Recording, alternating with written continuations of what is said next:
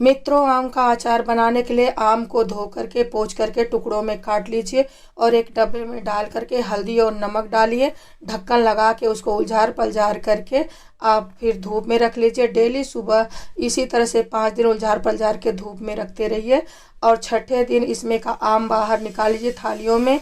और उसके बाद में पानी इसका जो निकला हुआ बचा रहेगा आम का वो फेंक दीजिए और डब्बे को भी धूप में सुखा लीजिए। सारे आम को ऐसे ही धूप में डाल दीजिए सूखने के लिए। अब एक कढ़ाई में आप मेथी डालिए, भून करके अच्छी तरह से निकाल लीजिए और उसके बाद में आप सौंफ को डाल दीजिए और उसको भी अच्छी तरह से भून लीजिए और उसे निकाल लीजिए। और इसके बाद में आप जीरा को डाल दीजिएगा, जीरा डालकर भी भून करके इसी तरह से निकालिए।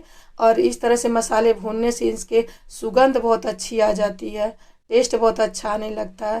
अब अजवाइन को भी आप ऐसे ही तरह से भून करके निकाल लीजिए।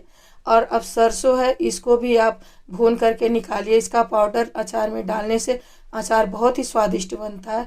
अब मैंने मंगरेला डाल रखा है, इसमें थोड़े से अजवाइन भी मिल गए हैं और इसको भी मैंने भून करके निकाले। अब सारे मसालों को एक थाली में रखकर ठंडा कर लीजिए और फिर जार में ठंडा होने के बाद में पहले सरसों डाल करके पीस करके कटोरी में निकाल करके रख लीजिए। फिर सारे मसालों को आप जार में भरकर इसी तरह से पीस करके थाली में रख लीजिए। अब सब 3 थाली में आम जो सूख रहे थे उसको एक थाली में, बड़ी थाली में कर लीजिए और उसमें पीसी हुई सरसों और सारे मसाले, आवश्यकता अनुसार जितने मसाले चाहिए उतने मसाले में से आप मसाला डाल लीजिए। फिर एक्स्ट्रा हल्दी, नमक और लाल मिर्ची पाउडर और इसके अंदर में सरसों का तेल डाल दीजिए और खूब अच्छी तरह से मिला लीजिए।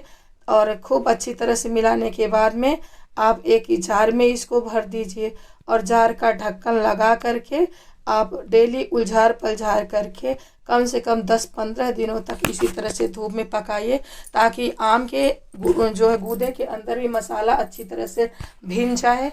और आप इस मसाले को मिला करके इस तरह से रखने से आपका अचार 2 साल तक ख़राब नहीं होगा। थोड़ा तेल की मात्रा ज़्यादा रखिएगा, टेस्टी अचार आपका आम का तैयार है। आप भी इसी तरह से बनाइए।